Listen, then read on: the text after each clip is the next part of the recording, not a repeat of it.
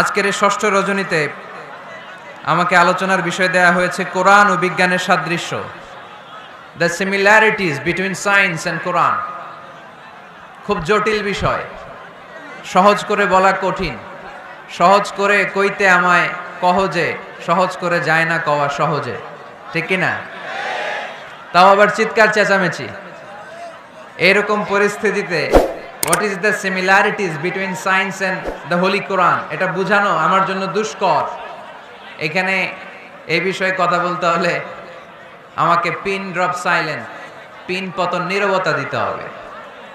এই নীরব নিস্তব্ধ নিঝুম একটা রাত্রি উপহার দিলে আমি আপনাদেরকে এই বিষয়ের উপর চমৎকার আলোচনা উপহার দিতে পারবো, তাই না?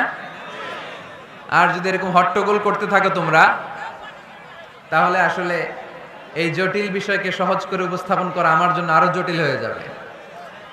তাই আমি সবার কাছে করজোর আবার অনুরোধ করি, মাতোয়াইল ইসলামী কাফেলার আজকের এই রাতে এই প্রোগ্রামে আমি আর কোনো আওয়াজ শুনতে চাই না। আমি আপনাদের খেদমতে the similarities between science and the holy Quran এই বিষয়টা বোঝানোর জন্য কালামুল্লাহ মাজিদ থেকে একটা আয়াত তেলাওয়াত করেছি, সূরা আন-নাহলের 89 নম্বর আয়াত। এই আয়াতে আল্লাহ তাআলা ইরশাদ করছেন, ওয়ানাজ্জালনা আলাইকাল কিতাবা তিবয়ানান লিকুল্লি শাই। নবী হে, আমি এই কিতাবটাকে মানে কোরআনটাকে আপনার কাছে নাজিল করেছি সব জিনিসের ব্যাখ্যা হিসেবে, ওয়া হুদাও হেদায়েত হিসেবে, ওয়া রাহমাতাও রাহমা হিসেবে, ওয়া বুশরা লিল মুসলিমিন আর মুসলমানদের জন্য সুসংবাদ হিসেবে। এই কোরআনে আমাদেরকে জান্নাতের সুসংবাদ দিয়েছে কে? আমরা সবাই জান্নাতে যেতে চাই কি চাই না? আমরা এখানে যেমনি একত্রিত হলাম, আল্লাহ জান্নাতেও যেন আমরা একত্রিত হতে পারি, তুমি তৌফিক দাও। আবার এই কোরআনে রহমত আছে না নাই? কোরআনের তাফসীর যখন হয়, কোরআনের আলোচনা যখন হয়, কালামুল্লাহ মাজিদ থেকে তেলাওয়াত যখন হয়, বিশ্বাসীরা যদি চুপ করে সে তেলাওয়াত সে তাফসীর শুনে, তাহলে রহমতের বারিধারা আকাশ থেকে নাজিল করে কে? রব্বুল আলামিন বলেন, ওয়া ইযা কুরিআল কুরআনু ফাসতামিউ লাহু ওয়া আনসিতু লাআল্লাকুম তুরহামুন। যখন তোমাদের সামনে কোরআনের তেলাওয়াত করা হয়, কোরআন থেকে বর্ণনা দেওয়া হয়, কোরআনের তাফসীর করা হয়, কান দুটো খরগোশের কানের মতো খাড়া করে মনোযোগ দিয়ে ওই আলোচনা শোনো আর একেবারে চুপচাপ থাকো, তাহলে তোমাদের উপর রহমত নাজিল করবে কে? তাহলে কোরআন আমাদের জন্য সুসংবাদ আমরা পেলাম, আবার কোরআন আমাদের জন্য রহমত, mercy, blessings and the bounties from our Lord, এটাও পেলাম। এরপরে আল্লাহ বললেন হুদা, কোরআন আমাদেরকে হেদায়েত দেয়। কি দেয়? কোরআনে সব কিছু আছে। কোরআনে ইতিহাসের কথা আছে, তাই বলে কি এটা ইতিহাসের বই? কোরআনে সমাজ বিজ্ঞানের কথা আছে, তাই বলে এটা সমাজ বিজ্ঞানের বই? কোরআনে নবীদের অনেক মজার মজার গল্প আছে, তাই বলে এটা কি গল্পের বই? কোরআনে বিজ্ঞানেরও কথা আছে, তাই বলে কি এটা বিজ্ঞানের বই? না, এটা হেদায়েতের বই। এটা কিসের বই? The holy Quran Leeds the way, পথ দেখায়। The holy Quran guides us to the right sense of direction, কোন দিকে যেতে হবে এটা দেখায়। এটা হুদাল্লিল মুত্তাকিন, এটা মুত্তাকিনদের জন্য পথ প্রদর্শনকারী। তো আজকের এই মাহফিলের শুরুতে যে মেসেজটা আপনাদের কাছে ড্রপ করতে চাই, সেটা হচ্ছে কোরআন এটা হেদায়েতের কিতাব। এটা কিসের কিতাব? সবাই বলেন কিসের কিতাব? এটা গাইড দেয় যারা মুত্তাকি তাদেরকে।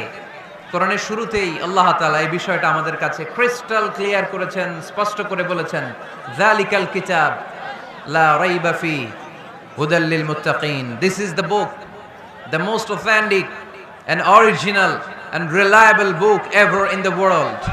There is no doubt in it and a guidance to those who are muttaqin. এটা এমন বই যে বইয়ে কোনো ভুল নাই। এই বইয়ে কোনো ভুল আছে? আওয়াজ করে বলেন, কোরআনে কোনো ভুল আছে? কোনো সন্দেহ আছে? সংশয় আছে? হেদায়েতের কিতাব করে মুত্তাকিদের জন্য এটাকে পাঠালো কে?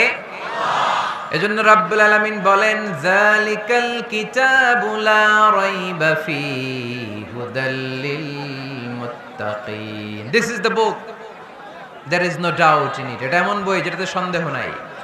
এটা মুত্তাকিনদের জন্য পথ প্রদর্শনকারী।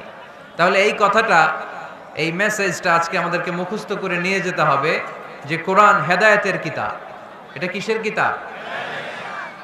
পথ দেখায়, সত্যের পথ, কল্যাণের পথ, জান্নাতের পথ। ইয়াহদি লিল্লাতি হিয়া আকওয়াম, যে পথটা খুব সুদৃঢ়, খুব মজবুত। কোরআনের এই পথে ডানে বায়ে কোনো মোড় নাই, কোনো ইউটার্ন নাই, কোনো চৌমুহনী নাই, স্ট্রেট ফরওয়ার্ড। এই রাস্তায় যদি দুনিয়ায় আমরা চলতে শুরু করি, এই রাস্তা শেষ হয়ে যাবে জান্নাতুল ফেরদাউসের ভেতরে। আওয়াজ করে পড়ি সুবহানাল্লাহ। এজন্য এই কোরআন থেকে আমাদেরকে হেদায়েত নিতে হবে, এই কোরআন থেকে আমাদেরকে গাইডেন্স নিতে হবে। আমাদের জীবনের চলার পথে যেখানেই আমরা সমস্যায় পড়ব, এই কোরআন থেকে আমাদের গাইডেন্স, হেদায়াত, পথ প্রদর্শন যেটা আল্লাহ তাআলা আমাদের জন্য দিয়েছে, সেটা আমাদেরকে গ্রহণ করতে হবে। কারণ এই কিতাব এমন কিতাব যেটা মানুষকে অন্ধকারচ্ছন্ন একটা পথ থেকে আলোর পথ দেখায়, ঠিক কিনা? বামপন্থীদেরকে ডানপন্থী বানায়, ঠিক কিনা? রব্বুল আলামিন বলেন, আলিফ লাম রা, কিতাবুন আনজালনাহু ইলাইকা লিতুখরিজান নাসা মিনাল যুলুমাতি ইলান নূর। Muhammad, I've revealed this book in order to lead the mankind out of darkness into the light. অন্ধকারাচ্ছন্ন মানুষগুলোকে অন্ধকার থেকে বের করে টেনে এনে আলোর পথে উঠিয়ে দেওয়ার জন্য এই কোরআনকে পাঠিয়েছে কে? তাহলে আমরা বুঝলাম এটা বিজ্ঞানের কিতাব নয়, যদিও বিজ্ঞান নিয়ে কোরআন কথা বলেছে। এটা ইতিহাসের বই নয়, যদিও অনেক ইতিহাস কোরআনে আছে। এটা গল্পের বই নয়, যদিও নবীদের গল্প পাওয়া যায় এই কিতাবে। এটা হেদায়েতের কিতাব। কিসের কিতাব? আরো জোরে বলতে হবে, কিসের কিতাব? আল্লাহ বলেছেন, মা ফাররাতনা ফিল কিতাবি মিন শাই, এই কিতাবে তোমাদের প্রয়োজনীয়, জরুরি এমন কোনো কিছু আমি বাকি রেখে দেই নাই। ওয়া নাযালনা আলাইকাল কিতাবা তিবয়ানান লিকুল্লি শাই, মানব প্রয়োজনীয় সব কিছু এই কিতাবের মধ্যে দিয়ে দিয়েছে কে? রান্নাঘর থেকে বঙ্গভবন কিভাবে চালাতে হয়, আছে না নাই? ঘরে বসে বসে কাঁথা সেলাই থেকে শুরু করে মহাকাশের সূক্ষ্মাতি সূক্ষ্ম কাজ কেমন করে পরিচালনা করতে হয়, আছে না নাই? রাজনৈতিক অঙ্গনকে কেমন করে সেটেল করতে হয়, লিড দিতে হয়, সেটাও আল্লাহর কোরআনে আছে না নাই? কিভাবে বিয়ে শাদী করতে হবে, আছে না নাই? সমাজে কি করে শান্তি প্রতিষ্ঠা করতে হয়, আছে না নাই? তিবয়ানান লিকুল্লি শাই, সব জিনিসের সুস্পষ্ট ব্যাখ্যা। যা বলার আল্লাহ সব বলে দিয়েছে। কোরআন কি শুরু করেছে আল্লাহ বিসমিল্লাহির রহমানির রহিম দিয়ে, মানে বা দিয়ে। কি দিয়ে? কথা বলেন, কি দিয়ে? বা দিয়ে। আর শেষ করেছে সূরা নাস দিয়ে, মিনাল জিন্নাতি ওয়ান নাস। সিন, বার সিন মিলালে কি হয়? এবার বাসে চড়ে গুলিস্তান। বাসে চড়ে কই যাব? গুলিস্তান। ওই বাস? ওই বাস নাকি? না, ওই বাস না। এই বাস মানে যথেষ্ট, এনাফ। সৃষ্টিতত্ত্বে আমরা যা পেলাম, বিস্ফোরণে সৃষ্টি হয়েছে। কোরআন বলেছে ফাতাকনাহুমা, সায়েন্স বলেছে বিগ ব্যাং থিওরি। কোরআন বলেছে মুসিউন, যেটা অ্যাক্সেলারেট হচ্ছে, সায়েন্স এটার নাম দিয়েছে সুপারনোভা কসমোলজি প্রজেক্ট। কোরআন নাম দিয়েছে মাওয়াকিআন নুজুম, সায়েন্স বলেছে ব্ল্যাক হোল। প্রতিটা জায়গায় কোরআনের সাথে সায়েন্সের মিল আছে না নাই? এবার আমরা শুনবো এমব্রয়োলজি নিয়ে, ভ্রূণতত্ত্ব। কি তত্ত্ব? ভ্রূণতত্ত্ব। আমরা আমাদের মায়ের পেটের ভেতরে এখন যত বড় আছি তত বড়ই ছিলাম, তাই না? কতটুকু ছিলেন? কতটুকু? একেবারে ছোট, ছোট্ট ছোট্ট ছোট্ট। বাবার শুক্রাণু, মায়ের ডিম্বাণু, দুইটা মিলিয়ে মায়ের পেটের ভেতরে আমার অস্তিত্ব দান করলেন কে? কিছুই ছিলাম না আমি। সায়েন্স 1977-এ হাম অ্যান্ড লিয়েন হুক নামে দুইজন সায়েন্টিস্ট অনুবীক্ষণ যন্ত্র দিয়ে ওরা খুঁজে পেয়েছে যে শুক্রাণুর ভেতরে, স্পার্মের ভেতরে প্রাণের অস্তিত্ব আছে। কিন্তু ১৫০০ বছর আগে এর ভেতরে যে প্রাণ আছে সেটার ঘোষণা কোরআনে দিয়ে দিয়েছে কে? ওভাম এন্ড স্পার্ম দুইটা মিলে হয় জাইগোট। তারপর জাইগোট থেকে হয় এমব্রয়ো, ভ্রূণ। আমি, আপনি, আমরা সবাই ছিলাম ছোট্ট একটা ভ্রূণ, ব্যাঙ্গাচির মতো। বর্ষাকালে মাতু আইলে খালে বিলে ব্যাঙ্গের পোনা পাওয়া যায় না? দেখতে মাছের বাচ্চার মতো, তাই না? ছোট বাচ্চারা মনে করে মাছের পোনা, বাড়িতে দইরা নিয়ে আস, মারাকে মা পোনা লয়ে আইছি, মাই দেখা দেখ কোনি আছে না নাই? আসলে কি এটা মাছ? এটা কি ব্যাঙের পোনা? তো আমি আপনি প্রত্যেকে আমরা ব্যাঙের পোনার মতো ছিলাম, রক্ত চোষা জোকের মতো ছিলাম, মায়ের জরায়ুর দেয়ালের মধ্যে লেগেছিলাম। তারপরে আল্লাহ তাআলা আমাদেরকে বড় করতে আরম্ভ করলেন। স্পার্ম ড্রপ থেকে আমরা হলাম ব্লাড ক্লট, রক্তপিণ্ড। সেখান থেকে আমরা হলাম মুদগা, নুতফা, আলাকা, মুদগা, 3 স্টেজ। প্রতি 40 দিন পর পর আমার সাইজ বাড়তে লাগলো। সায়েন্স এটা স্বীকার করেছে যে প্রত্যেক 40 দিন পর বাচ্চার একটা নোটিসেবল ডেভেলপমেন্ট ঘটে। আল্লাহ রাসূল সাল্লাল্লাহু আলাইহি ওয়াসাল্লাম বলেছেন, ইন্না খালকাকুম ইউজমাউ ফি বাতনি উম্মিহি 40 ইয়াওমা। প্রতি 40 দিন পর তোমার মায়ের পেটের ভেতরে তোমার সাইজ একটু বড় করা হয়। চিল্লায় পড়ি আল্লাহু আকবার। তারপরে তুমি নুতফা থাকো, নুতফা থেকে তুমি আলাকা হও, আলাকা থেকে মুদগা, স্টেপ বাই স্টেপ রক্তপিণ্ড। তারপরে আমি হয়ে যাই গোশতপিণ্ড। ওই গোশতের ভেতরে আল্লাহ তাআলা আমার স্কেলিটন দেয়, কঙ্কাল। তারপরে এই কঙ্কালের চারদিক দিয়ে গোশত দিয়ে আমাকে আল্লাহ প্রস্তুত করে। সর্বশেষ এই চামড়ার লেভেল দিয়ে মায়ের পেটে আমাকে ডেকোরেটিং করে কে? আল্লাহ। ওয়ালাকাদ খালাকনাল ইনসানা মিন সুলালাতিন মিন তিন সুম্মা জাআলনাহু নুতফাতান ফি ক্বারারিম মাকিন ثم خلقنا النطفة علقة فخلقنا العلقة مضغة فخلقنا المضغة عظاما فكسونا العظام لحما ثم أنشأناه خلقا آخر فتبارك الله أحسن الخالقين পড়েন আল্লাহু আকবার। আল্লাহ বলেন, ছোট্ট নাপাক বীর্য থেকে তোমারে তৈরি করলাম, তুমি ছিলা পানির ফোঁটা, সেখান থেকে বানালাম জমাট বদ্ধ রক্তপিণ্ড, সেখান থেকে গোশতপিণ্ড। ওই গোশতের ভেতরে তোমার কঙ্কাল আমি জুড়ে দিলাম, কঙ্কালের উপরে গোশত দিয়ে প্যাকেট পড়ালাম, সর্বশেষে চামড়া দিয়ে ডেকোরেশন করে দিলাম। ছোট্ট ছিলাম আমরা, একেবারে ছোট্ট, অনেক ছোট্ট। আস্তে আস্তে আমার হাত গজালো, আমার পা গজালো, আমার হেয়ারিং সিস্টেম চালু হলো, আমার রেসপিরেটরি সিস্টেম চালু হলো, আমার ডাইজেস্টিভ সিস্টেম চালু হলো, আমার স্টোমাক হলো, আমার ব্লাড সার্কুলেশন শুরু হলো, আমার হার্টের 2টা পার্টিশন হলো। আল্লাহ রুহের ফুৎকার দিলেন, আমি মানুষ হয়ে দুনিয়ায় আসলাম। কোন সুবহানাল্লাহ। 2টা পার্টিশন করে দিলেন। আর এই পাম্প মেশিন আমার মায়ের পেটের ভেতরেই চালু করে দিলেন কে? এক মুহূর্তের জন্য যদি এই পাম্প মেশিনটা বন্ধ হয়ে যায়, মুহূর্তে আমারে ঠুস বানায় দিবে কে? হায় রে মানুষ রঙিন ফানুস, দম ফুরাইলে তবু তো ভাই কারোরই নাই একটুখানি। হায় রে মানুষ রঙিন ফানুস, রঙিন ফানুস, হায় রে মানুষ। আল্লাহু আকবার। 2টা জিনিস আল্লাহ দেয়, রুহু দেয় আর ফেরেশতা দেয়। কি দেয়? রুহু দেয় আর ফেরেশতা দেয়। মানুষ যখন মরে যায় 2টাই চলে যায়, রুহুটাও চলে যায়, ফেরেশতাও চলে যায়, ঠিক কিনা? আমাদের কাঁধে ফেরেশতা আছে না নাই? 2 কান্দে ছিল যে তোমারে 2 জনা পাহারা, তোমারে একলা থুইয়া পালাইছে তাহারা। তোমার 8 কুঠুরি 9 দরজা বন্ধ এবার হলো রে, হলো মুখে আল্লাহ রসুল সবে বলো, ও মুখে আল্লাহ রসুল সবে বলো। দুয়ারে আইসাছে পালকি নায়রি, গাও তো হলো রে তোলো, মুখে আল্লাহ রসুল সবে বলো, ঠিক কি না? রুহুর ফুৎকার যখন মায়ের পেটে দিলেন, হার্টবিট চালু হয়ে গেল, অলিন্দ নিলয়। বাংলায় কি বলে? ইংরেজিতে সিস্টলিক এন্ড ডায়াস্টলিক। ধপ ধপ ধপ করে আমার এই হার্টের পার্টিশন থেকে ধপ ধপ করে আমি যে পৃথিবীতে এসেছি এটা জানান দিল কে? এই প্রক্রিয়ায় আল্লাহ আমারে বানালেন। এই যে এতগুলো মাস মায়ের পেটের ভেতরে ছিলাম, পৃথিবীর কেউ আমারে খাবার দিতে পারছে? চিকিৎসা করতে পারছে? যে কবিরাজ আমারে খাবার দিলেন, অক্সিজেন দিলেন, ওই কবিরাজের নাম কি? আল্লাহ। 7 মাস আল্লাহ বললেন ফি যুলুমাতিন সালাস, 3টা প্যাকেটের ভিতরে তুমি ছিলা। কোরআন বলে কয়টা প্যাকেট?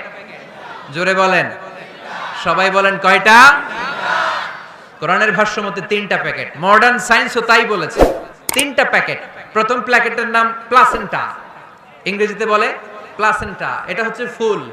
বাচ্চা বের হওয়ার কিছুক্ষণ পরে মায়ের জরায়ের ওখান থেকে একটা ফুল বেরিয়ে আসে, এইটার প্যাকেটে ছিলাম। প্যাকেট বানাইছিল কে? 2 নম্বর প্যাকেটের নাম ওম, মায়ের জরায়ু, জরায়ুর প্যাকেটের ভিতরে ছিলাম। 3 নম্বর হচ্ছে আমার মায়ের পেট, হার বেলি, এই পেটের প্যাকেট। 3টা প্যাকেটের ভিতরে ফি করারিন মাকিন, গোপনতম প্রকোষ্ঠে আমাকে মায়ের পেটের ভেতর থেকে পৃথিবীতে বের করে দিল কে? কত ক্ষুদ্র ছিলাম, সেখানে আমি বিজয়ী হয়েছি, ঠিক কিনা? এই যে লাম, তারা প্রমাণ করেছে যে অণুবীক্ষণ যন্ত্র দিয়ে তারা দেখেছে 1 ফোঁটা বীর্যের ভেতরে 20 কোটি শুক্রাণু যদি না থাকে, তাহলে ওই ফোঁটা শুক্রাণু থেকে মায়ের গর্ভে কোনো সন্তান জন্মলাভ করে না। কয় কোটি? আমি ওই 20 কোটি শুক্রাণুর একটা, আপনি ওই 20 কোটি শুক্রাণুর একটা, ঠিক কিনা? তার মানে মহা একটা যুদ্ধ হয়েছিল তখন ডিম্বাণুর ভেতরে আঘাত করার জন্য। সেই যুদ্ধে 19,99,99,999 শুক্রাণুকে পেছনে ফেলে ওই খেলায় চ্যাম্পিয়ন হয়েছিলাম আমি। চিল্লায় বলেন ঠিক কিনা? ওই দিন মায়ের পেটে যে আমার অস্তিত্বের জানান আমি দিয়েছিলাম, তখন আমার হাত ছিল নাকি? পা ছিল? দাদা ছিল? দাদি ছিল? টাকা ছিল? ব্যাংক ব্যালেন্স ছিল? কিছুই ছিল না। তখন আমি বিজয়ী হয়েছি। তখনও যখন আমি বিজয় লাভ করতে পেরেছি, এই দুনিয়ার বুকে এসেও আমাদের বিজয় কেউ ঠেকায় রাখতে পারবে না। চিল্লায় বলেন ঠিক কিনা? আমরা বিজয় করতে এসেছি, যাই করব আমরা ভালোভাবে করব, এটা ইসলামের শিক্ষা, ঠিক কিনা? কাজ ছোট হোক বড় হোক, ভালো করলে সওয়াব আছে না নাই? যে কোনো কাজ করো না ভাই, যে কোনো কাজ করো, তা যেন হয় সবার চেয়ে সবচেয়ে সুন্দর। যে কোনো কাজ করো না ভাই, যে কোনো কাজ করো, তা যেন হয় সবার চেয়ে সবচেয়ে সুন্দর। হোক না সেটা পড়ালেখা, রঙের ভাষায় ছবি আঁকা, হোক না সেটা সামান্য কাজ কিংবা মহত্তর, তা যেন হয় সবার চেয়ে সবচেয়ে সুন্দর। আলহামদুলিল্লাহ পড়ে। কাজ ছোট হোক কিংবা বড় হোক, ওটা ভালো করে করতে বলছে কে? ভালো করে করলে ওই কাজে বরকত দিবে কে? কাজে কোনো লজ্জা আছে? শ্রমে কোনো লজ্জা আছে? চাকরি ব্যবসায় কোনো লজ্জা আছে? লজ্জা অলসতায়। লজ্জা কিসে? মাতোয়াইলের ছেলেরা মনে থাকবে, কাজে লজ্জা পাওয়া যাবে। Never under estimate any job, big or small. ছোট হোক বড় হোক, কোনো চাকরিকে নাক ছিটকানো যাবে না। কাজ করে বেঁচে থাকতে হবে, এটাই ইসলামের শিক্ষা, ঠিক কিনা? তাহলে এই এমব্রায়োলজির এই সংক্ষিপ্ত পরিসরের যে আলোচনা, এটাতে আমরা বুঝলাম সায়েন্স যা বলেছে তার সবটুকুন কোরআনের সাথে মিল আছে না নাই? কোনো অমিল আছে? যদি কোনো অমিল তারা খুঁজে পায়, দে হ্যাভ টু ওয়েট। সায়েন্সের কি করতে হবে? অপেক্ষা করতে হবে। কারণ শুরুতে যা বলেছে এটা মনে রাখতে হবে কিন্তু, কারণ সায়েন্সের মূল থিওরি, সায়েন্সের কোনো থিওরি ফাইনাল না। আর কোরআনের মূল থিওরি, কোরআন যাই বলেছে তার সবটাই ফাইনাল। চিল্লায় বলো ঠিক কিনা? এবার দেখি হিউম্যান অ্যানাটমি নিয়ে কোরআন আমাদেরকে কি শুনিয়েছে। কোরআন আমাদেরকে শুনিয়েছে যে আমাদের দেহের প্রতিটা অঙ্গের ব্লু প্রিন্ট আল্লাহর কাছে আমাদের যে আমলনামা সেখানে আছে না নাই? আয়াহসাবুল ইনসানু আল্লান নাজমা'a 'idama বালা কাদিরিনা আলা আন নুসাউমিয়া বানানা।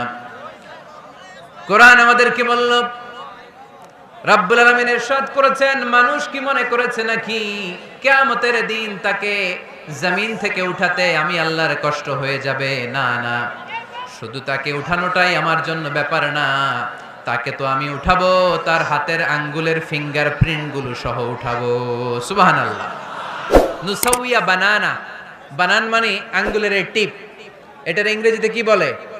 টিপ বা প্রিন্ট, ফিঙ্গার টিপ বা ফিঙ্গারপ্রিন্ট। যারা সিগনেচার করতে জানে না তারা কি দেয়? টিপ সই দেয় কি দেয় না?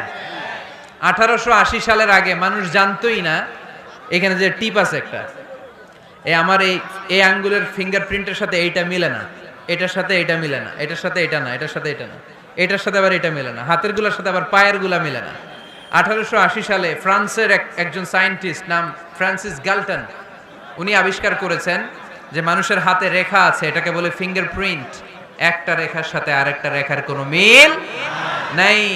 আবার পায়ের যে রেখা, এটাকে আবার ফিঙ্গারপ্রিন্ট বলে না, ওটার বলে ফুটপ্রিন্ট। ওটার কি বলে? শ্রীলঙ্কায় একটা পাহাড় আছে, তো ওরা বলে ওইখানে আদম আলাইহিস সালামের ফুটপ্রিন্ট আছে, পায়ের ছাপ। এটা সত্যি কি মিথ্যা আমরা জানি না, ইতিহাসে পাওয়া যায়। তবে সত্য যে তথ্যটা আমরা জানি, কাবা ঘরের পাশে সাইয়েদনা ইব্রাহিম আলাইহিস সালামের ফুটপ্রিন্ট সংরক্ষণ করে রেখেছেন কে? ওয়াত্তাখিযু মিন মাকামি ইব্রাহিম মুসাল্লা। সাইয়েদনা ইব্রাহিম ওই পাথরের উপর দাঁড়িয়ে কাবা ঘর নির্মাণ করতেন। যতটুকু ওঠা লাগতো এসকালেটরের মতো, লিফটের মতো উপরে উঠে যেত। আবার নিচে নামার দরকার হলে মুহূর্তের মধ্যে এসকালেটরের মতো ওই পাথরটা নিচে নেমে যেত। চিল্লায় পড়ি সুবহানাল্লাহ। আবার প্রাণীদের সংখ্যা শনাক্তকরণের জন্য এই ফুটপ্রিন্ট লাগে। যেমন সুন্দরবনে বা অ্যামাজন জঙ্গলে বাঘ কয়টা আছে গুনতে হবে। বাঘ শুমারি হয়, আমাদের হয় আদমশুমারি। আমাদের কি হয়?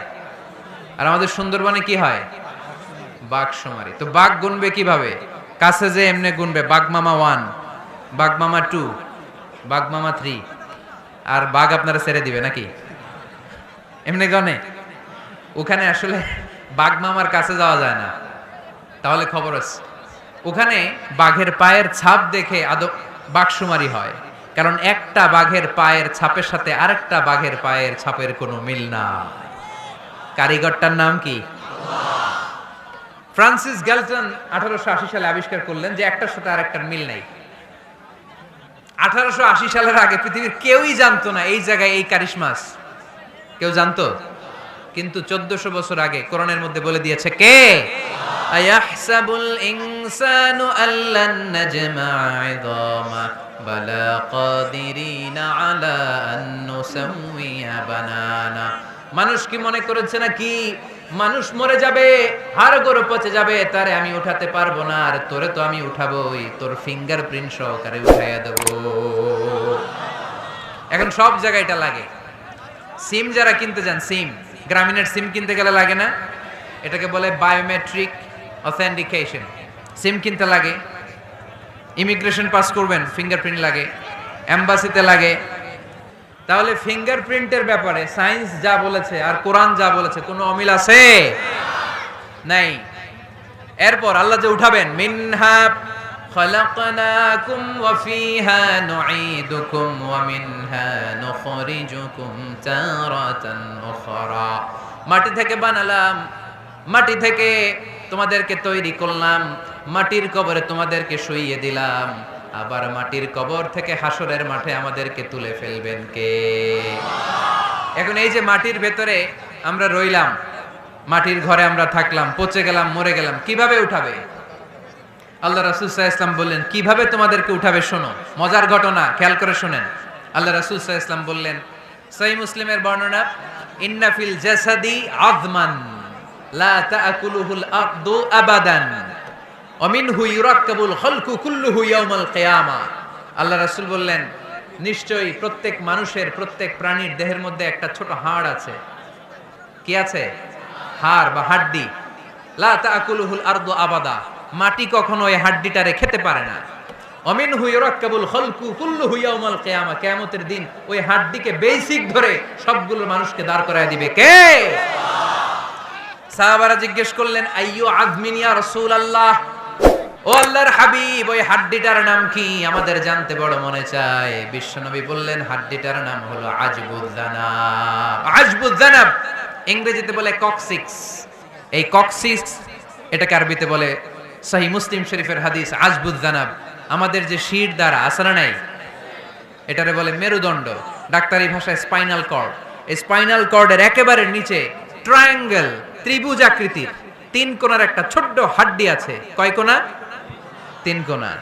এটা প্রাণীরও আছে, আমাদেরও আছে। হিন্দুরা যখন শ্মশানে মানুষ পোড়ায়, গোশত, হাড্ডি, রক্ত সব পুড়ে যায়, কিন্তু ওই ট্রায়াঙ্গেল কক্সিক্স পুড়ে না। আমাদেরকে কবরস্থানে যখন শুইয়ে দেয়া হয়, আমাদের হাত পা মাটিতে খেয়ে ফেলে, সব জীর্ণ শীর্ণ হয়ে যায়, পচে যায়, গলে যায়, কিন্তু শিরদাঁড়ার নিচে ট্রায়াঙ্গেল ত্রিভুজ আকৃতির যে হাড্ডির কণা যেটার নাম কক্সিক্স, ওইটা কখনো পচে? কিয়ামতের দিন ওই কক্সিক্স থেকে ওইটাকে বেসিক অফ দ্য বেসিক্স ধরে আমাদেরকে উঠায় দিবে কে? এজন্য আল্লাহ বললেন মিনহা খালাকনাকুম ওয়া ফিহা নুঈদুকুম ওয়া মিনহা নুখরিজুকুম তারাতান উখরা।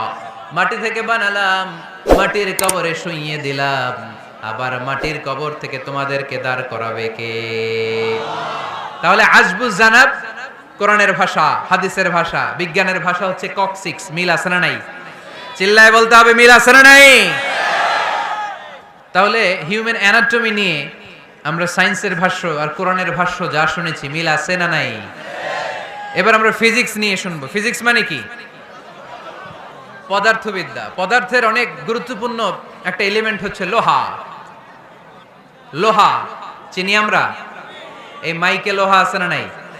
লোহা ছাড়া মাইক বানানো যায়, বাড়ি বানানো যায়, গাড়ি বানানো যায়, ক্যামেরা বানানো যায়, মোবাইল বানানো যায়, প্লেন বানানো যায়, কম্পিউটার বানানো যায়। লোহা ছাড়া কিছুই হয় না, ঠিক কি না? যেহেতু লোহা ছাড়া কিছুই হয় না, এজন্য লোহার নামে আল্লাহ কোরআন একটা সূরাই দিয়ে দিলেন। সুবহানাল্লাহ বাড়িতে গিয়ে বললেন। ওই সূরাটার নাম আরো জোরে মাশাআল্লাহ, আল হাদিদ। আল্লাহ বললেন ওয়া আলান্না লাহুল হাদিদ, ও দাউদ তোমার জন্য লোহারে আমি নরম বানিয়ে দিলাম। ফিহি বাসুন শাদীদ ওয়া মানাফিউ লিন-নাস ওয়া আনজালনাল হাদিদা ফিহি বাসুন শাদীদ ওয়া মানাফিউ লিন-নাস। আমি লোহাকে আকাশ থেকে নাজিল করলাম, লোহার ভেতরে রয়েছে অনেক শক্তি। মানাফিউ লিন-নাস, মানুষের জন্য উপকার। এ লোহা দিয়ে নানান ধরনের জিনিস বানানোর কৌশল আমাদেরকে শিখালো কে? হাদিদ মানে লোহা। হাদিদ মানে কি? লোহা। আল্লাহ বললেন, খেয়াল করে শুনেন, এই যে মাশাআল্লাহ ঠান্ডা, হ্যাঁ এবার ঠিক আছে, এরকম থাকো। লোহা, সূরার নাম হাদিদ, লোহা। ওয়া আনজালনাল হাদিদ, লোহাকে আমি নাজিল করেছি। এই আয়াত থেকে বোঝা গেল লোহা পৃথিবীর উপাদান না। চাচা, ওয়া আনজালনাল হাদিদ, লোহাকে আমি নাজিল করেছি। আকাশ থেকে বৃষ্টি নাজিল করে কে? এই কোরআনকে নাজিল করছে কে? নাজিল কি উপরের থেকে হয় না নিচ থেকে? তার মানে ওয়া আনজালনাল হাদিদ, লোহাকেও আল্লাহ এইভাবে নাজিল করছে। কোরআন যেমনি উপর থেকে নিচে, ফ্রম আপ টু ডাউন, বৃষ্টি যেমনি উপর থেকে নিচে, তেমনি লোহাকেও উপর থেকে নিচে নাজিল করেছে কে? কোরআনের এই আয়াত থেকে বোঝা যায় লোহা পৃথিবীর উপাদান নয়, লোহা নিশ্চয়ই বাইরে থেকে এসেছে। সায়েন্স বর্তমান সময়ে এটাই বলছে, চিল্লায় কোন সুবহানাল্লাহ। সায়েন্স বলছে লোহার একটা মলিকিউল তৈরি করতে যে টেম্পারেচার বা তাপ লাগে, এটা পৃথিবী তো দূরের কথা, সূর্যের ভেতরেও নাই। 1 কোটি ডিগ্রি সেলসিয়াসের তাপমাত্রা ছাড়া লোহার কোনো অণু পৃথিবীতে তৈরি হওয়া সম্ভব না। চিল্লায় বলো ঠিক কিনা? এত বেশি তাপমাত্রা সৌরজগতের সব গ্রহ নক্ষত্রের তাপমাত্রা একসাথে মিলালেও চলবে না। তার মানে কোরআন যা বলেছে আর সায়েন্স যা বলেছে মিল আছে না নাই? এরপরে কোরআন পাহাড়ের ব্যাপারে বলেছে ওয়াজআলনাল জিবালা আওতাদা, আমি পাহাড়গুলোরে পেরেকের মতো জমিনে ঢুকিয়ে দিয়েছি। সুবহানাল্লাহ। তাহলে পাহাড়কে আল্লাহ তাআলা পেরেকের সাথে তুলনা করলেন। কিসের সাথে? পেরেক চিনেন? সবাই চিনেন? মাতোয়াইলে আছে পেরেক। কি করে পেরেক দিয়ে? কাঠের ভিতরে ঠুকে না, দেয়ালে ঠুকে। তাহলে আল্লাহ পাহাড়গুলোরে বললেন পেরেক। আচ্ছা, পেরেক যখন আমরা কাঠের ভিতরে ঢুকাই, পুরো পেরেকটা কাঠের ভিতরে ঢুকে যায়, উপরে শুধু কি থাকে? মাথাটা থাকে, ঠিক কিনা? তার মানে আমরা যে পাহাড় দেখতে পাচ্ছি এটা পাহাড়ের মাথা। পুরো পেরেক যেমনি কাঠের ভিতরে, পুরো পাহাড়টা আছে মাটির ভিতরে। চিল্লায় পড়ি আল্লাহু আকবার। জমিনে আমরা দৃশ্যমান এই পৃথিবীতে খালি চোখে যে পাহাড় দেখতে পাই, এটা আসল পাহাড় না, এটা পাহাড়ের মাথা। যেমনি পেরেক যখন কাঠের ভিতরে ঢুকে দেই, পুরো পেরেকটা কাঠের ভিতরে ঢুকে যায় কি যায় না? পেরেক নিয়ে যখন আমি হাতুড়ি দিয়ে মারলাম, পুরো পেরেকটা কই যায়? কাঠের ভিতরে, তাই না? তার মানে খালি চোখে যে পাহাড় দেখি, এটা পেরেকের মাথা যেমনি একটু দেখা যায়, এটা পাহাড়ের মাথা। আসল পাহাড় মাটির ভেতরে, উপরে যদ্দূর দেখা যায় তার কমসে কম 10 গুণ পাহাড় মাটির ভিতরে রেখে দিয়েছে কে? এজন্য আল্লাহ উপমাটা, মেটাফরিকটা এইভাবে দিলেন, ওয়াজআলনাল জিবালা আওতাদা, এই পাহাড়কে মাউন্ট এভারেস্টকে, আলাস্কা পর্বতমালাকে, আল্পস পর্বতমালাকে, এই গারো পাহাড়কে, এই কেওক্রাডাঙ্গার তাজিংডং বিজয়কে আমি পাহাড়ের মতো জমিনের মধ্যে গেড়ে দিয়েছে। চিল্লায় পড়বো সুবহানাল্লাহ। আবার আল্লাহ বললেন ওয়ামিনাল জিবালি জুদাদুম বিদুন ওয়া হুমরুম মুখতালিফুন আলওয়ানুহা ওয়া গরাবিবু সুদ। পাহাড়ের মধ্যে কোন পাহাড় আমি বানিয়েছি ধবধবে শুভ্র সাদা, কোন পাহাড় আমি বানিয়েছি রক্তিম লাল, কোন পাহাড় আমি বানিয়েছি কুচকুচে কালো। তিন কালারের পাহাড়। কয় কালারের? মৌলিকভাবে ধবধবে শুভ্র সাদা পাহাড়, অথবা রক্তিম লাল পাহাড়, অথবা কুচকুচে কালো পাহাড়। আপনি পৃথিবীর পাহাড়গুলো নিয়ে যদি গবেষণা করেন বিভিন্ন রঙের পাহাড় আপনি দেখবেন। আমি তো পৃথিবীর অনেক জায়গায় পাহাড় দেখেছি। মিশরে আমি তুর পাহাড়ের চূড়ায় উঠেছি। ওখানে যেখানে মুসা আলাইহিস সালামের কাছে আল্লাহ নূরের তাজাল্লি দিয়ে ফোকাস করেছেন, পাহাড়টার নাম তুর পাহাড়। 2 বার আমি উঠেছি এটার চূড়ায়। উঠতে আমার অনেক কষ্ট হয়েছে। ওখানে উঠে ফজরের সালাত পড়ে আমি খেয়াল করে দেখলাম তুর পাহাড়ের আশেপাশের পাহাড়গুলো কোনোটা খয়েরি, কোনোটা কালো, কোনোটা লাল, কোনোটা ধূসর। আল্লাহু আকবার। এক এক পাহাড়কে এক এক রং দিয়ে তৈরি করলো কে? পৃথিবীতে চায়না নামে একটা দেশ আছে না? চায়না একটা শহর আছে গানজু। কি নাম? আজকে যে গুগল করবা the গানজু city located in China, চায়নাতে অবস্থিত গানজু শহরে একটা পাহাড় আছে। এই পাহাড়ের নাম রেইনবো মাউন্টেন। কি নাম? মানে রংধনুর পাহাড়। রংধনুর কয় রং? সবাই কন আরো জোরে। 7 রং না? আমরা ছোটবেলায় মুখস্থ করতাম বেনিয়া সহকলা, বেনিয়া সহকলা। এই 7 রঙের পাহাড় ওখানে দেখা যায়। এক জায়গায় 7 রঙের পাহাড়। সুবহানাল্লাহ কইতে পারলেন না? মজা করে বানালো কে? সুনানে তিরমিজি আর মুস্তাদরাকে হাকিম, মুসনাদে আহমদ ইবনে হাম্বলের হাদিস। আল্লাহ যখন পৃথিবী বানালেন, এই পৃথিবীটা ঘোরার পাশাপাশি কাঁপাকাঁপি শুরু করে দিল। এই পৃথিবীর কাঁপাকাঁপি বন্ধ করার জন্য রব্বুল আলামিন পৃথিবীর মধ্যে পাহাড় গেড়ে দিলেন। 7টা tectonic plate, 7 tectonic plates creates the mountain range on earth. 7টা টেকটনিক প্লেট আল্লাহ দিলেন। পৃথিবী সৃষ্টি করার পরে পৃথিবী কাঁপে। আল্লাহ পাথর দিয়ে পেরেক মারলেন, পৃথিবী আর কাঁপে না। সুবহানাল্লাহ কোন? ফেরেশতারা দেখে তো অবাক। ফেরেশতারা বলে আল্লাহ পাহাড়ের এত শক্তি, পাহাড় গেড়ে দিলেন পৃথিবীতে আর পৃথিবী কাঁপে না। হাল মিন খালকিকা আশাদ্দু মিনাল জিবাল। আল্লাহ আপনার সৃষ্টির মধ্যে পাহাড়ের চেয়ে শক্তিশালী কি কিছু আছে? আল্লাহ বললেন নাআম, আছে। আল হাদিদ, লোহা। লোহা পাহাড়ের চেয়ে শক্তিশালী, কারণ লোহা পাহাড়ে মারলে পাহাড় ভেঙে যায়। ঠিক কিনা?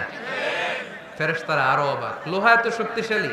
হাল মিন খালকিকা আশাদ্দু মিনাল হাদিদ। আল্লাহ তাহলে লোহার চেয়ে শক্তিশালী মনে হয় কিছু নাই? আছে।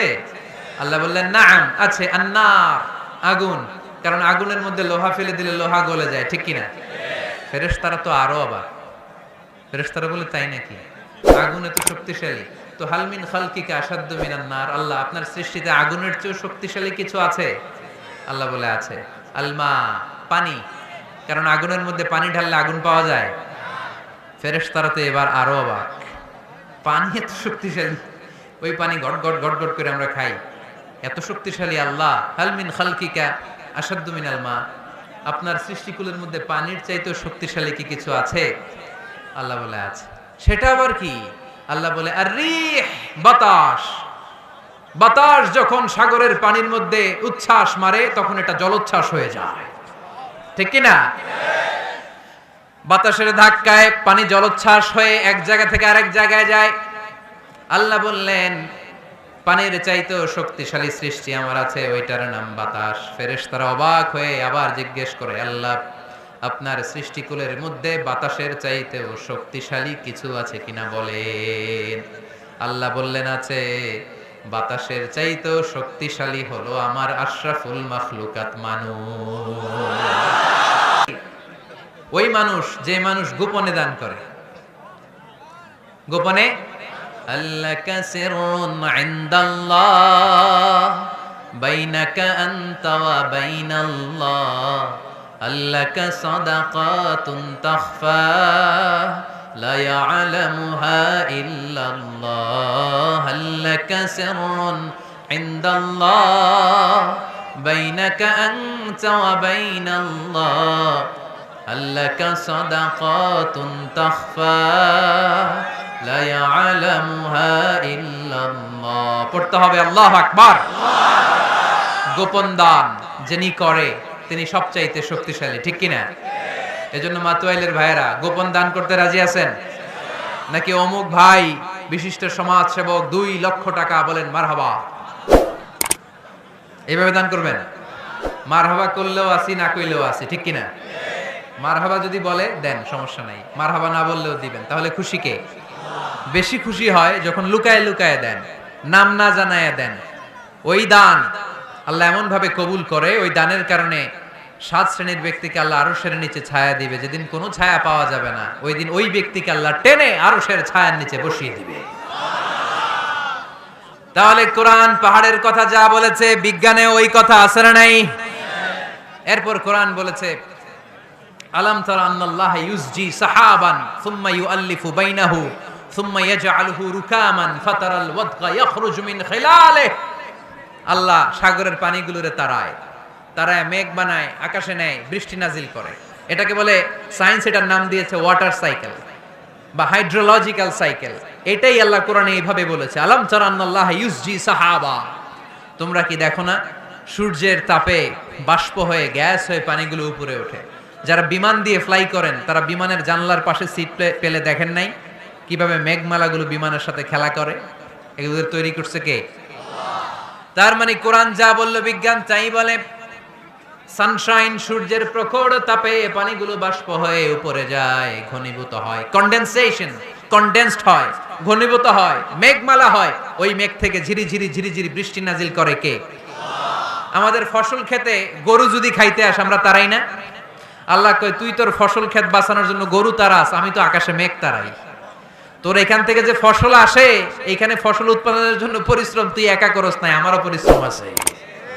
তুই দুনিয়ার জমিনে ছাগল তাড়িয়ে দিস, মেঘ তাড়িয়ে দিস, আমি আল্লাহর আদেশে আকাশের মেঘগুলো আমি তাড়িয়ে তোর ক্ষেতের উপরে, ফসল ক্ষেতের উপরে নিয়ে বৃষ্টি নাজিল করে আমি সবুজ শ্যামল ফসল ক্ষেত দিয়েছি। তার মানে সায়েন্স যা বলেছে আর বিজ্ঞান যা বলেছে মিল আছে না নাই? আকাশে মেঘমালা দেখলে বিষ্ণু ঈসা ইসলাম ভয় পেয়ে যেতেন, দোয়া পড়তেন, আল্লাহুম্মা সাইয়্যিবান নাফিআ, আল্লাহ উপকারী বৃষ্টি দেন। বৃষ্টি দেখলে, মেঘ দেখলে আল্লাহ রাসূল পেরেশান, একবার ঘরের ভিতরে আরেকবার বাইরে, একবার ভিতরে আরেকবার বাইরে। আম্মা জান বলতেন, ইয়া রাসূলুল্লাহ, আকাশে মেঘ দেখলে আপনি পেরেশান হন কেন? আল্লাহ রাসূল কেঁদে কেঁদে বলতেন, আয়েশা, আমি জানি না এই বৃষ্টি আর তুফান থেকে মদিনায় সজীব শ্যামল ঘাস লতা পাতা জন্মাবে, নাকি এর মধ্যে থেকে বজ্রপাত এসে আমাদের পাপের কারণে আল্লাহ মদিনাটারে জ্বালিয়ে দিবে, আমি জানি না। আমরাও যে আকাশে মেঘমালা দেখি, আমরা কি জানি এটা কি রহমতের মেঘ না আযাবের মেঘ? জানি আমরা। তারপরও বৃষ্টি আসলে আমাদের গান আছে না নাই? বৃষ্টি আসলে দেখবেন গান লাগায় দেয়। বৃষ্টি পরে টাপুর টুপুর, ওই কয় পায়ে দিয়ে সোনান্নপুর, সব মুখস্থ। এগুলো করা যাবে না। বৃষ্টি দেখলে দোয়া পড়তে হবে, আল্লাহুম্মা সাইয়্যিবান নাফিআ, আল্লাহুম্মা আসকিনা গাইসান মুগীসান মারিআন নাফিআন গায়রা দার আজিলান গায়রা আজিল। আল্লাহ, এই মেঘমালা থেকে এমন বৃষ্টি দাও যে বৃষ্টি আমাদের জন্য কল্যাণকর, যে বৃষ্টিতে ঘাস লতা পাতা জন্মায়, যে বৃষ্টিতে আমাদের গবাদি পশুর জন্য রিজিক থাকে। কল্যাণকর বৃষ্টি দাও আল্লাহ, ক্ষতিকর বৃষ্টি দিও না, তাড়াতাড়ি দাও, দেরি করো না। চিল্লায় পড়েন আমিন। আল্লাহর হাবিব বললেন, মুস্তাদরাকে হাকিমের হাদিস, সিনতান লা তুরাদ্দান, 2 দোয়া আল্লাহ কখনো ফিরিয়ে দেন না। কয় দোয়া? এক হচ্ছে ইনদান নিদা, আজানের পরে যে দোয়াটা করা হয়, আজান আর একামতের মাঝখানে দোয়া, আজানের সময় দোয়া, এই দোয়া আল্লাহ ফিরিয়ে দেয়, একটা গেল। 2 নাম্বার হচ্ছে তাহতাল মাতর, বৃষ্টির নিচে দাঁড়িয়ে দোয়া করলে ওই দোয়া কবুল করে কে? আর আমরা বৃষ্টির নিচে দাঁড়িয়ে আঁকা বাঁকা মেঠো পথে কোন রূপসী হেঁটে যায়, আছে না নাই? বৃষ্টি আসলে আমরা ভাবুক হয়ে যাই, দরজা জানলা বন্ধ করে দিয়ে অনেকে গান বাজনা ছেড়ে দেয়, হিন্দি গান লাগায় দেয়। এই 16 ডিসেম্বরেও দেখলাম কিছু কপাল পোড়া বাংলা দেশাত্মবোধক গানের পরে হিন্দি গান লাগাই দিচ্ছে। কত বড় ডাকাই, কোথায় কি করতে হবে ওইটাও জানে না। তো জন্য বৃষ্টি নাজিল হলে আমরা যেন আল্লাহর কাছে দোয়া করি। বৃষ্টির সময় দোয়া করলে ওই দোয়াটা কবুল করে কে? তাহলে ফিজিক্সের এই পোর্শনে আমরা লোহা নিয়ে কথা বললাম, বায়োলজিক্যাল অ্যাসপেক্ট অফ মাউন্টেন্স, পাহাড় নিয়ে কথা বললাম পানি নিয়ে। এবার আমরা জুলজি নিয়ে কিছু কথা বলে মুনাজাতের দিকে যাব ইনশাআল্লাহ। প্রাণীবিদ্যা, জুলজি মানে কি? প্রাণীর কথা তো আর কোরআনে নাই। প্রাণীর নামে আল্লাহ কোরআনে একটা সূরা দিয়ে দিয়েছে, সূরাতুল আনআম। আবার 5টা প্রাণীর নামে আলাদা আলাদা সূরা আছে না নাই? সূরাতুল বাকারা, বাকারা মানে সূরাতুল ফিল, ফিল মানে সূরাতুন নামল, নামল মানে পিঁপড়া। সূরাতুন নাহাল, নাহাল মানে মৌমাছি। সূরাতুল আনকাবুত, আনকাবুত মানে মাকড়সা। 5টা প্রাণীর নামে কোরআনে সূরা দিছে কে? আবার আল্লাহ বললেন ওয়া ইন্না লাকুম ফিল আনআমি লা'iবরাতান নুসকিকুম মিম্মা ফি বুতুনিহি মিন বাইনি ফারথিন ওয়া দামিন লাবানান খালিসান সাইগান লিশ-শারিবিন।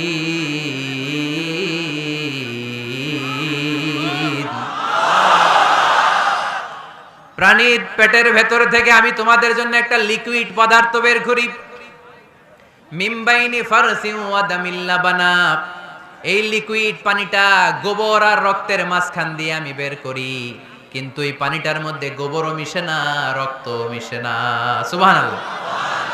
লাবানান খালিসান, এটার নাম ফ্রেশ মিল্ক, এটার নাম সাইগান লিশ-শারিবিন, খেতে খুব সুস্বাদু। সুবহানাল্লাহ পড়েন। মা তো এলে গরু গাভী পালেন নাকি আপনারা? কারা কারা পালেন দেখি? ছাগল পালেন কারা কারা? মা বাআসাল্লাহু নাবিয়্যান ইল্লা রাআল গানাম। এই দুনিয়ায় এমন কোন নবী নাই যে নবী ছাগল চড়ায় নাই। ছাগল চড়ানো নবীর সুন্নাত। সুবহানাল্লাহ কইলেন না? তাহলে মেকানিজমটা দেখেন, what a brilliant mechanism of discharge in milk from animals body. আল্লাহ বললেন মিমবাইনি ফারসি ওয়া দামিল লাবানা। ফারস মানে গোবর, ফারস মানে দাম্মানি রক্ত, দাম্মানি। তাহলে গরুর পেটের এক লাইনে থাকে গোবর, এক লাইনে, আরেক লাইনে রক্ত। গোবরও নাপাক, রক্ত, গোবর খাওয়াও হারাম, রক্ত খাওয়াও। কিন্তু দুই হারামের মাঝখান থেকে, দুই পচা জিনিসের মাঝখান থেকে, দুই বিদঘুটে জিনিসের মাঝখান থেকে দুধ আমাদের জন্য বের করে দেয় কে? মেকানিজমটা দেখছেন? মিমবাইনি ফারসি ওয়া দামিল লাবানা, একদিকে গোবর একদিকে রক্ত, মাঝখান দিয়ে স্বচ্ছ দুধ। সুবহানাল্লাহ পড়েন। এই দুধ এমন একটা খাবার, এটা খেয়ে হজম করতে পারলে আজীবন বেঁচে যাবেন। নিউট্রিশনের যে ইনগ্রেডিয়েন্টস আছে 6টা, পুষ্টি উপাদান 6টাই আছে দুধে। এজন্য আল্লাহ রাসূল সাল্লাল্লাহু আলাইহি ওয়াসাল্লাম দুধ বড্ড পছন্দ করতেন, আর বলতেন আলাইকুম বি আলবানিল বাকার, তোমরা গরুর দুধ খেও। ফা ইন্নাহা তুরাম্মু মিনাল আশজার, কেননা গরুর দুধ এটা ঘাস লতা পাতার নির্যাস। গরু কি খায়? ফাস্ট ফুড খায় না? গরু বার্গার খায় না? ফ্রেঞ্চ ফ্রাইজ খায় না? টিক্কা খায় না? চিকেন কাবাব? গরু কি খায়? এই ঘাস খাবেন, মানে শাকসবজি খাবেন। গরু ঘাস খায়, এজন্য গরুর পেট থেকে দুধ বের করে দেয় কে? আলাইকুম বি আলবানিল বাকার, তোমরা গরুর দুধ খেও। কত বড় ডাক্তার ছিলেন বিশ্বনবী মুহাম্মদ সাল্লাল্লাহু, এমন বিশ্বস্ত নবী, যেটা খাইতে বলছে ওইটা খাইলে ডাইরেক্ট অ্যাকশন। কালিজিরা খেতে বলতেন, মধু খেতে বলতেন, লাউ খেতেন। লাউ খেলে পেট যত ঠান্ডা থাকে পৃথিবীর কোনো খাবার এত ঠান্ডা হয় না পেট, ঠিক কি না? এজন্য বিশ্বনবী বলছেন আলাইকুম বি আলবানিল বাকার, গরুর দুধ খাবা। ফা ইন্নাহা তুরাম্মু মিনাল আশজার, কেননা ঘাস পাতা খেয়ে গরুর ভেতরে আল্লাহ ঘাস পাতার মাধ্যমে দুধ বানায়। আবার বিশ্বনবী বললেন মেরাজের রাতে জিব্রাইল 3টা মগ এনে আমার হাতে দিয়েছিল। এক মগের মধ্যে ছিল পানি, আরেক মগের মধ্যে ছিল মদ, আরেকটা মগের মধ্যে ছিল দুধ। 3টা দিয়ে আমার টেস্টিং শুরু করে দিছে, টেস্টিং করতেছে। বিশ্বনবী ধরেন তো কোনটা ধরবেন? বিশ্বনবী দুধেরটা ধরলেন। কোন? সুবহানাল্লাহ। সাইয়েদনা জিব্রাইল বললেন আখাসতাল ফিতরা, নবী আপনি যেমন ধরছেন তেমন, আপনি যেমন, আপনার স্বভাব যেমন নিয়েছেনও তেমন। এজন্য দুধ খাবেন, বাচ্চাদেরকে দুধ খাওয়াবেন। অনেক মায়েরা বাচ্চাদেরকে বুকের দুধ খাওয়াতে চায় না, ডানু খাওয়ায়, ল্যাকটোজেন খাওয়ায়, সিরালাক খাওয়ায় না? আমার মায়েরা, আমার সম্মানিত বোনেরা, বাচ্চাদেরকে দুধ খাওয়াবেন। ওয়াল ওয়ালিদাতু ইরদি'না আওলাদাহুন্না হাওলাইন, 2 বছর খাওয়াবেন, কামিলাইন, পরিপূর্ণ, লিমান আরাদা আন ইউতিম্মার রাদাআ। কারণ মায়ের বুকের দুধের প্রথম দিক থেকে যে দুধটা বের হয় এটাকে বলে শাল দুধ। এই শাল দুধের মধ্যে অনেক ন্যাচারাল ভ্যাকসিন আছে। ডাক্তাররা বলেছে বাচ্চাদের ব্রেইন, হাড্ডি শক্ত হওয়া, মেমোরি শার্প হওয়া, উদ্যম আর উজ্জীবিত হওয়ার জন্য, সজীব আচরণের হওয়ার জন্য মায়ের বুকের দুধটা খুবই জরুরি। এটা অবশ্যই খাওয়াবেন। আর এই মায়ের বুকের দুধের ভেতরে আল্লাহ বাচ্চার জন্য প্রথম টিকাটা ফ্রি দিয়ে দিছে। বাচ্চার জন্য কিছু টিকা দেয়া লাগে না, যক্ষা এটা সেটা, প্রথম টিকাটা ফ্রি। প্রথম টিকাটা আল্লাহ দিছে মায়ের বুকের দুধের ভিতরে। এজন্য নিজেরাও দুধ খাবো, বাচ্চাদেরকেও মায়ের বুকের দুধ খাওয়াইতে হবে, ঠিক কিনা? গরুর দুধের ভিতরে অনেক পুষ্টি আছে, হজম করতে পারলে অনেক পুষ্টি। আমরা যেন বেশি বেশি দুধ পান করি, আল্লাহ তুমি তৌফিক দান করো। তাহলে দুধের এই কথা কোরআনে যা আছে, সায়েন্স তাই বলছে। কোরআন বলছে ১,৫০০ বছর আগে, সায়েন্স এখন খালি ঘোষণা দিতেছে বাচ্চাদের দুধ খাওয়ান, গরুর দুধ খান, এটাতে উপকার আছে। তার মানে এই প্রাণীকুলের ব্যাপারে প্রাণীবিদ্যার যে তথ্য, কোরআন আর বিজ্ঞান মিল আছে না নাই? এরপরে কোরআন বলেছে মধু খাও। وَأَوْحَى رَبُّكَ إِلَى النَّحْلِ أَنِ اتَّخِذِي مِنَ الْجِبَالِ بُيُوتًا وَمِنَ الشَّجَرِ وَمِمَّا يَعْرِشُونَ ثُمَّ كُلِي مِنْ كُلِّ الثَّمَرَاتِ فَاسْلُكِي سُبُلَ رَبِّكِ ذُلُلًا يَخْرُجُ مِنْ بُطُونِهَا شَرَابٌ مُخْتَلِفٌ أَلْوَانُهُ فِيهِ شِفَاءٌ لِلنَّاسِ إِنَّ فِي ذَلِكَ لَآيَةً لِقَوْمٍ يَتَفَكَّرُونَ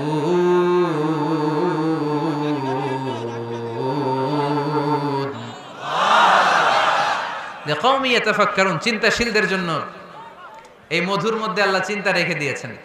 আওহা রাব্বুকা ইলান নাহাল, আল্লাহ মধুরে মেসেজ পাঠাইছে। আমরা মোবাইলে কি পাঠাই? এই মেসেজ আমার মোবাইলে আসে, আমার বন্ধু আমারে পাঠাইলে আরেক জায়গায় যায়, শুধু আমিই জানবো। মৌমাছির আল্লাহ যেটা পাঠাইছে এটা মৌমাছি বুঝতে পেরেছে। আনিত্তাখিদি, আল্লাহ অর্ডার করার সময় নারী মৌমাছিকে বলেছে, এটা মুয়ান্নাসের সিগা। আপনারা যারা আরবি জানেন, আলেম ওলামা ইকরাম যারা এসেছেন তারা জানেন ইত্তাখিজ এটা মুযাক্কার, পুরুষের জন্য। ইত্তাখিদি মুয়ান্নাস, নারীদের জন্য।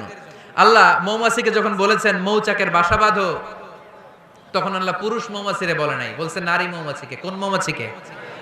কার্ল ভন ফ্রেশ নামে একজন অস্ট্রিয়ান বিজ্ঞানী, এই সায়েন্টিস্ট গবেষণা করে দেখেছে মৌচাকের বাসার মধ্যে পুরো মৌমাছির সব কার্যক্রমের প্রধান যে থাকে এটা পুরুষ মৌমাছি না, এটা নারী মৌমাছি। সুবহানাল্লাহ, এত আস্তে। অস্ট্রিয়ান এই সায়েন্টিস্ট একটা বই লিখেছে, দ্য ডান্সিং বিজ, কিভাবে ফাসলুকি সুবুলা রব্বিকি যুলুলা। এইখানে মৌচাক আর মধু আনতে যায় 5 মাইল দূরে, এরপরে আবার এই রাস্তাটা চিনে মৌমাছি যে আসে ওরে রাস্তা চিনায় দেয় কে? আল্লাহ সিক্রেট মেসেজ দিয়ে বললেন ইত্তাখিদি, ঘর বানাও। আওহা রাব্বুকা ইলান নাহলি আন ইত্তাখিদি বাইতা, উপরে ঘর বানাও, মিনাল জিবালি বুয়ুতা, পাহাড়ে বানাও, গাছের মগ ডালে বানাও, যাতে পোলাপানরা ঢিল মারতে না পারে। কাছাকাছি নিচু জায়গায় মৌচাকের বাসা হলে পোলাপানরা কি করে? মধ্যে খাওয়ার জন্য ঢিল মারে না? আল্লাহ দেখেন কিভাবে সিক্রেট মেসেজ দিল যে নিচে তুমি তোমার মৌচাকটা করো না, উপরে বানাও।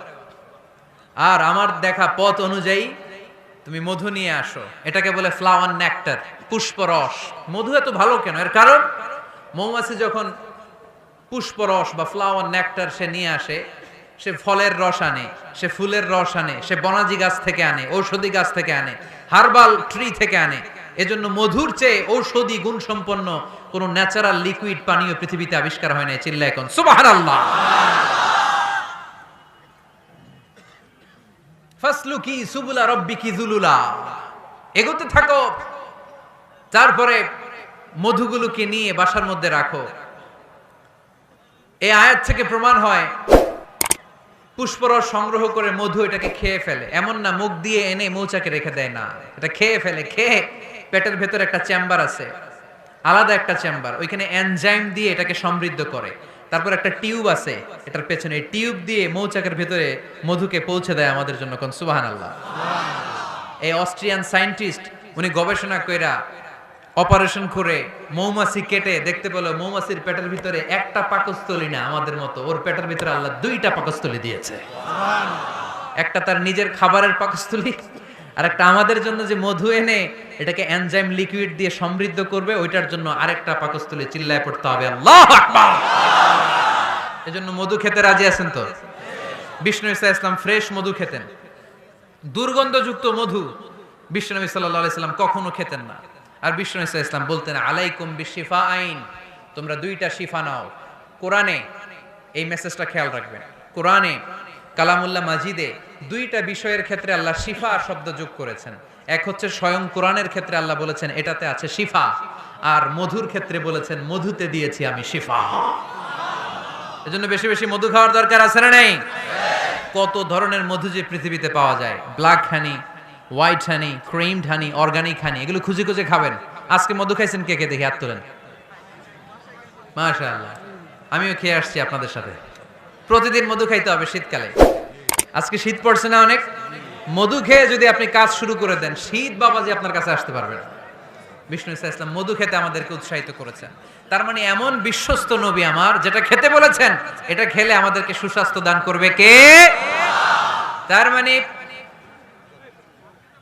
প্রাণীবিদ্যায় আমরা কোরআন থেকে যে তথ্য পেয়েছি, এই তথ্যের সাথে বিজ্ঞানের তথ্যের মিল আছে না নাই? কোনো অমিল আছে?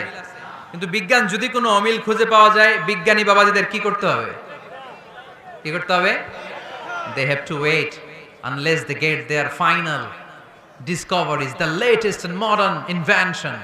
তাদের নতুন ইনভেনশন যতক্ষণ না আসে বসে থাকতে হবে, কারণ তোমাদের কথা ফাইনাল না। বিজ্ঞানের সবচেয়ে বড় থিওরি যে বিজ্ঞানের কোনো থিওরি ফাইনাল না, আর কোরআনের সবচেয়ে বড় থিওরি কোরআন যাই বলেছে তাই মনে থাকবে। এজন্য আজকের এই সংক্ষিপ্ত আলোচনা থেকে আমরা বুঝতে পারলাম যে বিজ্ঞান আর কোরআনে কোনো অমিল নেই, আছে শুধু মিল। আমরা আজকে কসমোলজি নিয়ে শুনেছি, মানে সৃষ্টি তত্ত্ব, কিভাবে সৃষ্টি হলো মহাবিশ্ব। এমব্রয়োলজি নিয়ে শুনেছি, কিভাবে আমরা তৈরি হয়েছি, ভ্রূণ তত্ত্ব। হিউম্যান অ্যানাটমি, আমার দেহের নাট বল্টু কোথায় কি আছে। শুনেছি ফিজিক্স নিয়ে, পদার্থবিদ্যা। শুনেছি জুওলজি নিয়ে, প্রাণীবিদ্যা। এই 5টা পয়েন্টে সংক্ষিপ্ত পরিসরে যা আপনাদেরকে শোনালাম, আরো অনেক আছে, scientific indications, natural phenomena and cosmic symbols. এই 5টাতে আজকে আমরা সায়েন্সের আলোকে প্রমাণ করে দেখাতে পেরেছি যে কোরআনে আর বিজ্ঞানে কোনো অমিল নেই, আছে শুধু সাদৃশ্য। চিল্লায় বলো ঠিক কি না? এজন্য কোনো কিছু যদি বিজ্ঞানী ভাইয়েরা অমিল পান, ওয়েট, বসেন, রিল্যাক্স, চা খান, ঠান্ডা মাথায় চিন্তা করেন, আরো গবেষণা করেন, যে এটা অমিল পাইছেন, গবেষণা বেশি বেশি করলে ওইটা অমিল পেয়ে যাবেন। ঠিক কিনা? এজন্য বিজ্ঞানের আবিষ্কার যত বাড়বে, কোরআন বোঝা তত সহজ হবে, ততই সহজ হবে। বিজ্ঞান যত আগাবে, ততই কোরআনের দিকে সেজদায় লুটিয়ে পড়বে। চিল্লায় বলে ঠিক কিনা? আর কোরআন এটা বিজ্ঞানের বই না, এটা কিসের কিতাব? সবাই বলেন। এখান থেকে সমাধান নেওয়ার দরকার আছে না নাই? জীবন সমস্যায় আমরা কোরআন থেকে সমাধান নিব, কারণ কোরআন আমাদেরকে সঠিক জীবন দর্শন শিক্ষা দেয়। আল্লাহ আমাদের সবাইকে কথাগুলো বোঝার ও আমল করার তৌফিক দান করুক। আমরা পড়ি আমিন।